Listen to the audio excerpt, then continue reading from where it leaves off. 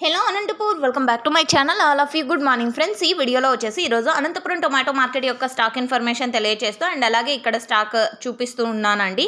So ముందుగా ఈరోజు date వచ్చేసి 27వ తేదీ అండ్ జనవరి నెల 2024 సంవత్సరం. ఇక ఈరోజు అనంతపురం టొమాటో మార్కెట్కి స్టాక్ తీసుకుంటే కనుక సేమ్ టు సేమ్ నిన్నట్లాగానే వచ్చింది అని చెప్పొచ్చండి. సో ఓకే ఫ్రెండ్స్, ఇక ఈరోజు టోటల్ టమాటా స్టాక్ తీసుకుంటే కనుక సెకండ్ క్వాలిటీ కాయలే ఎక్కువగా వస్తున్నాయండి. ప్రతిరోజు కూడా ఆ విధంగానే ఉన్నాయి. అండ్ పాత టమోటా తోటల నుంచి పాత టమోటా కాయలే ఎక్కువగా, అంటే ఇగురు కాయలు అండి.